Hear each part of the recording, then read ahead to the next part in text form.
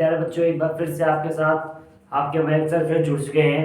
और जैसा कि हम लोग अपनी सीरीज को आगे बढ़ा रहे हैं, बहुत दिनों से क्लास 10th के बच्चों के लिए बार बार टॉपिक्स आ रहे थे और 12th वाले बच्चे बोले सर हमारे लिए टॉपिक नहीं आ रहा है। तो आपके लिए बेटा टॉपिक हम दोबारा स्टार्ट कर दिए हैं और सारे टॉपिक्स हम लेके आएंगे। और यहाँ देखते हैं सबसे बेहतरीन एग्जाम में आने वाला टॉपिक जिसका नाम है ट्रांसफार्मर। आपका ये चैप्टर है जो कि है इलेक्ट्रिक करंट से, और इलेक्ट्रिक करंट नाम के चैप्टर से वहां पर एक बहुत बेहतरीन सा बहुत इंपॉर्टेंट टॉपिक है जिसको कहते हैं ट्रांसफार्मर। ट्रांसफार्मर के बारे में पूरी जानकारी आपको देना चाहेंगे कि ट्रांसफार्मर क्या होता है, ट्रांसफार्मर काम कैसे करता है, इसकी वर्किंग क्या है, इसका प्रिंसिपल क्या है, कैसे इसके न्यूमेरिकल्स होते हैं। तो सबसे पहले तुम्हें ये जानना पड़ेगा ट्रांसफार्मर होता क्या है। तो देखते हैं ट्रांसफार्मर की डेफिनेशन क्या है। It is a device which is used to vary. It is device which is used to vary potential difference. एक ऐसा डिवाइस जो कि पोटेंशियल डिफरेंस यानी वोल्टेज क्या करता है, वैरी करता है। वैरी मतलब कम से ज्यादा कर सकता है और ज्यादा से कम कर सकता है। यानी ट्रांसफार्मर की हेल्प से हम कम पोटेंशियल को यानी लो वोल्टेज को हाई वोल्टेज में कन्वर्ट कर सकते हैं और हाई वोल्टेज को लो वोल्टेज में कन्वर्ट कर सकते हैं बहुत आसानी से। बात समझ में आ रही? ट्रांसफार्मर छोटे साइज के भी होते हैं, बड़े साइज के भी होते हैं, जैसे जहां जरूरत पड़ती है वैसा वहां पे बनाया जाता है। आपके गली में, आपके मोहल्ले में, आपके पावर हाउस में, सब स्टेशन में ट्रांसफार्मर लगे होते हैं, खंभों पर लगे होते हैं, छोटे छोटे ट्रांसफार्मर होते हैं, बहुत सारी जगह पे होते हैं। लेकिन सारे के सारे ट्रांसफार्मर का एक ही काम होता है, क्या? वोल्टेज यानी पोटेंशियल डिफरेंस को वैरी करना। ज्यादा है तो कम, कम है तो ज्यादा, जैसा हमारा वहां पे सुटेबल यूज लगेगा।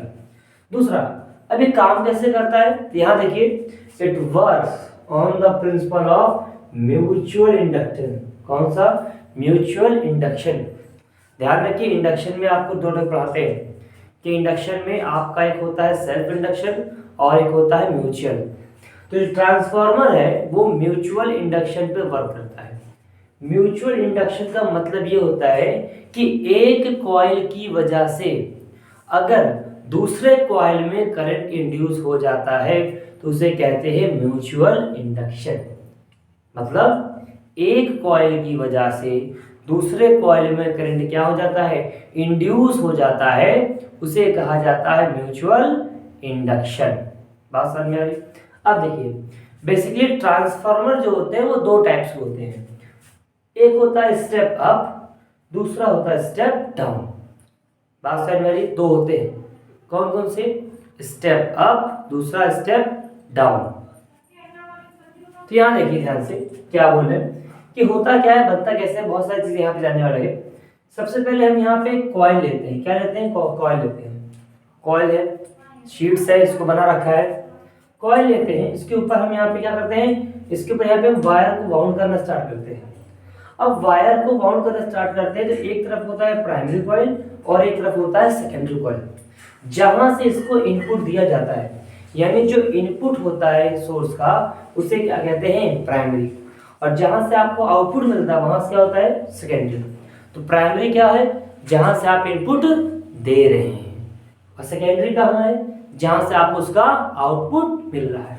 तो ध्यान से देखिए, यहाँ पे हमने कॉइल वाउंड कर रखा है वायर को, तो यहाँ पे तो करंट जा रहा है आई, जैसे इसके अंदर हमने कोई करंट आपका आई भेजा, तो इस कॉइल के अंदर करंट घूम रहा है या नहीं? तो करंट तो यहाँ जा रहा है आई, तो इस वायर की वजह से यानी इस प्राइमरी वाइंडिंग की वजह से सेकेंडरी वाले में भी क्या होता है? करंट इंड्यूस हो जाता है। जैसे यहाँ से आपने इनपुट दिया और यहाँ पे हमने क्या लगा रखा है? जी, मतलब क्या? गैल्वेनोमीटर। तो जैसे यहाँ पे इनपुट दोगे, इसके अंदर क्या शो हो जाएगा? डिफ्लेक्शन। और डिफ्लेक्शन शो हुआ है तो इसका मतलब ये है कि सर इसमें जो करंट था, इस करंट की मदद से इसमें करंट इंड्यूस हो गया है। तो बेसिकली क्या है, यहाँ कॉइल होती है, प्राइमरी कॉइल होती है और सेकेंडरी कॉइल होती है। एक इनपुट सोर्स होता है और एक आउटपुट। तो जहां से अल्टरनेटिंग करंट का सोर्स दिया जाता है वो इनपुट होता है, और जहां से निकलता है वहां से क्या होता है? आउटपुट। अभी नंबर ऑफ टर्न्स की बात है, इसके बाद करेंगे नंबर टर्न। हो सकता है यहाँ मैंने 500 टर्न्स लिए, 500 टर्न्स ले लिए, यहाँ हो सकता है मैंने 100 टर्न्स ले लिए, वो अपने ऊपर डिपेंड करता है। तो प्राइमरी कॉइलिंग जो होती है उसको हम लोग एनपी से डिनोट करते हैं। Number of turns in primary, number of turns in secondary. और ये स्टेप अप है, क्या लिखा है, number of primary turns is less than number of secondary. मतलब यहाँ पे नंबर ऑफ टर्न्स क्या है, ज्यादा है, और यहाँ क्या है, कम। मान लेते हैं कि चलो यहाँ पे 100 नंबर ऑफ टर्न्स, कितना है 100, और यहाँ कितना था 10, कितना है 10। यहाँ मान लेते हैं 100 और यहाँ पे मान लो 10 है, तो प्राइमरी में क्या है, कम, सेकेंडरी में क्या है, ज्यादा। तो नंबर ऑफ टर्न्स की मदद से हम क्या कहते हैं, स्टेप अप है। इसका दूसरा हो जाए, यहाँ पे कितना हो जाए 1000, कितना हो जाए 1000, यहाँ हो जाए 100 टर्न, बोलो हाँ या नहीं। तो ये ज्यादा है और ये क्या है, कम, यानी प्राइमरी में नंबर ऑफ टर्न्स क्या है, ज्यादा, सेकेंडरी में कम।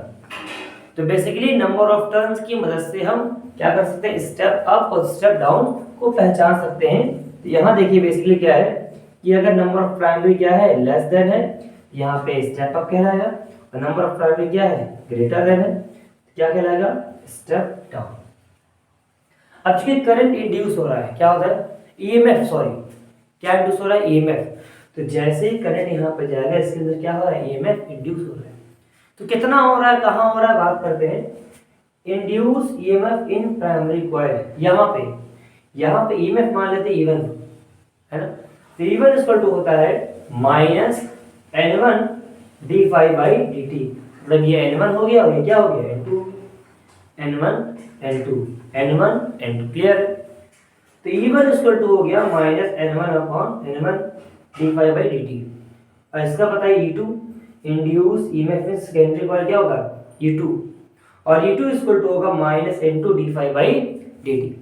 और दोनों को यहाँ देखा जाए तो क्या होगा, E2 upon E1 is equal to N2 upon N1 is equal to output EMF upon input EMF, यानी आउटपुट अपॉन क्या होता है, इनपुट होता है। क्लियर हो रही है बात, कोई दिक्कत तो नहीं आ रही है, सबको समझ में आ रहा है। चलो, तो ट्रांसफार्मर का बेसिक पढ़ने के बाद बात समझिए ध्यान से। कोई भी जब मशीन बनाई जाती है, कोई भी जब डिवाइस बनाया जाता है, तो 100% वो आइडियल तो नहीं होता है। और अगर 100% वो आइडियल नहीं है, इसका मतलब कोई ना कोई तो उसमें लॉस हो रहा है। तो यहाँ पे हम बात करते हैं some energy losses in transformer, कि ट्रांसफार्मर के अंदर कौन कौन सी एनर्जी लॉस करते हैं। तो बेसिकली आपके सिलेबस में 5 है। सबसे पहले बात करेंगे कॉपर लॉस। किसकी बात करेंगे, कॉपर लॉस की। अब यहाँ पे हम लोग वाइंडिंग करते हैं, कॉइलिंग करते हैं, किसका इस्तेमाल कर रहे हैं, कॉपर के तार का इस्तेमाल कर रहे हैं। अब ये बताइए, अगर कॉपर के वायर में इलेक्ट्रॉन्स का फ्लो होगा, इसका मतलब क्या होगा, वहां पे क्या फ्रिक्शन जनरेट होगा कि नहीं। और अगर फ्रिक्शन जनरेट होगा तो इसका मतलब क्या होगा, इसका मतलब वहां पे एनर्जी का लॉस भी होगा in the form of heat energy. क्या मेरी बात समझ में आ रही, ध्यान से बोलिए हाँ नहीं, बहुत बढ़िया। तो कॉपर लॉस का मतलब ये कि यहाँ पे जब करंट फ्लो करेगा तो यहाँ पे फ्रिक्शन होगा, और फ्रिक्शन की वजह से कुछ एनर्जी हीट की फॉर्म में क्या करेगी, लॉस करेगी, हाँ या नहीं। अब इसको खत्म तो नहीं कर सकते, लेकिन हाँ कम कर सकते हैं, रिड्यूस कर सकते हैं, मिनिमाइज कर सकते हैं। कैसे, by using thick copper wire. कैसा, by using thick copper wire. याद रखिए formula, R is equal to होता है क्या, फॉर्मूला में लिख रहा हूं, R इज इक्वल टू होता है रो L अपॉन A। अगर एरिया ज्यादा हो जाएगा तो रेजिस्टेंस क्या हो जाएगा, कम हो जाएगा। क्या हो जाएगा, कम। तो ध्यान दीजिए, मोटे कॉपर वायर का इस्तेमाल करते हैं, जिसकी वजह से क्या होता है, रेजिस्टेंस कम हो जाता है। तो थोड़ा सा मिनिमाइज कर सकते हैं, थोड़ा सा रिड्यूस कर सकते हैं। दूसरा आता है आपका एडी करंट लॉस। कौन सा लॉस होता है, एडी करंट लॉस। देखिए, जब इसके अंदर करंट गया ना, तो शीट के अंदर भी यहाँ कुछ क्या होगा, अमाउंट ऑफ करंट होता है, कुछ न कुछ लॉस होता है इस शीट की वजह से। और इसके अंदर जो करंट होता है वो क्या कहलाता है, एडी करंट कहलाता है। क्या कहलाता है, एडी करंट। यानी ये जो पार्ट्स है, यहाँ पे जो करंट होता है वो क्या कहलाता है, एडी करंट। और ये बेकार करंट है। बेकार मतलब इसका कोई हम यूज ही नहीं कर पा रहे हैं, बेसिकली हमें आउटपुट तो यहाँ चाहिए। तो यहाँ पे जो है वो कैसा है, एडी करंट लॉस। एडी का मतलब भंवर, गोल गोल घूमना। यहाँ पे क्या है, सर्कुलेटिंग करंट है। क्या हो रहा है, सर्कुलेटिंग, ये सर्कुलेट कर रहा है, उसे क्या कहते हैं, एडी करंट लॉस। अगला आता है हिस्टैरिसीस लॉस। क्या आता है, हिस्टैरिसीस लॉस। हिस्टैरिसीस लॉस बताता है कि कौन सा मटेरियल लेना है, सॉफ्ट आयरन कोर लेना है कि आयरन का कोर लेना है या कौन सा मटेरियल का लेना है कोर। तो इसके बारे में बात अभी हम लोग आगे चले करेंगे। फिलहाल यहाँ पे हमें सिर्फ लॉसेस के बारे में पढ़ना है। तो ये टॉपिक है आपका हिस्टैरिसीस लॉस। दूसरा फ्लक्स लीकेज।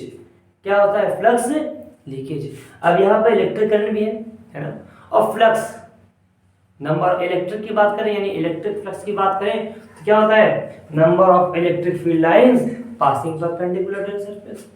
और मैग्नेटिक फ्लक्स की बात करें तो number of magnetic field lines passing to. बोलो हाँ। तो ऐसी बात करने वाले हैं। यहाँ पे क्या होता है फ्लक्स का लीकेज भी होता है। और लास्ट हमिंग लॉस। कौन सा लॉस हमिंग लॉस। ये तो आपने बिल्कुल देखा है, साक्षात देखा होगा। कैसे, अगर आप ट्रांसफार्मर के बगल से गुजरिए जो आपके मोहल्लों में आपकी गली में लगे होते हैं खंबे पर, है ना, तो जब लाइट उसमें आती है या ट्रांसफार्मर चलता रहता है तो एक अजीब सी आवाज़ आती है हूं करके, एक अजीब सा साउंड आता है ना।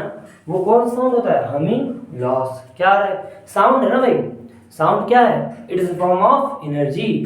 कहाँ से आ रही है, तो आ रही है। आपने करंट दिया है, कुछ ऐसे फिनोमेना हुई है जिसकी वजह से साउंड एनर्जी प्रोड्यूस हो रही है। एक प्रोसेस होती है, इसको कहते हैं मैग्नेटोस्ट्रिक्शन। ध्यान देना, मैग्नेटोस्ट्रिक्शन की वजह से यहाँ पे हमिंग लॉस क्या होता है प्रोड्यूस होता है। और चूंकि एनर्जी है इसलिए क्या आ रही है लॉस में। और लास्ट इसमें से जो न्यूमेरिकल बनते हैं एफिशिएंसी निकालने के लिए, एफिशिएंसी का मतलब होता है दक्षता। क्या होता है दक्षता, मतलब जो आपने ट्रांसफार्मर बनाया है ये कितना परसेंट एफिशिएंट है। क्या ये 100% वर्क कर रहा है कि 90% वर्क कर रहा है, हाँ या नहीं। तो इसकी एफिशिएंसी जो चेक करते हैं यहाँ पे, तो एफिशिएंसी को ईटा से प्रेजेंट करते हैं। फॉर्म सिंबल किसका होता है ईटा का, ईटा पत्थर कंकड़, उसी में क्या है आपका ईटा। तो ईटा इक्वल टू होता है power output upon power loss. कितना आपका आउटपुट है कितना आपका लॉस हो रहा है, बोलो हाँ नहीं। इनटू क्या होता है 100%। तो एफिशिएंसी जो होती है किसमें निकाली जाती है, ज़्यादातर परसेंटेज में निकलती है। तो ये बेसिकली क्लास 12 का टॉपिक है। 10th वाले बच्चे चाहें तो भी पढ़ सकते हैं, तो इसमें नुकसान उनका नहीं है। तो 10th में पढ़ लोगे 12th में आपके लिए और ईजी हो जाएगा। और इस टॉपिक से रिलेटेड क्वेश्चन अभी हम और पूछेंगे। अब हम लोग बहुत सीमित पढ़ने वाले हैं, यहाँ पे पूरा फोकस हम लोग का कहाँ है बोर्ड्स पे है, कि जो भी रिपीटेड क्वेश्चन आ रहे हैं टॉपिक वाइज आ रहे हैं चैप्टर वाइज आ रहे हैं उनके बारे में बात करेंगे। तो धीमे धीमे करके हम सारी चीज़ों क्या करने वाले हैं कवर करने वाले हैं। तो ऐसे ही चैनल पे जुड़े रहिए और अपने फ्रेंड्स के साथ अपने दोस्तों के साथ ज़्यादा से ज़्यादा शेयर करते रहिए, जिससे उन्हें भी क्या मिल सके हेल्प मिल सके। आपका साथ देने के लिए हम हैं। आप बिल्कुल निश्चिंत होकर पढ़ाई करिए और जो भी समस्याएं आ रही हैं आप बेफिक्र होके आप हमसे पूछ सकते हैं, चाहे इंस्टाग्राम हो, चाहे यूट्यूब हो, चाहे फेसबुक हो। जय हिंद, जय भारत।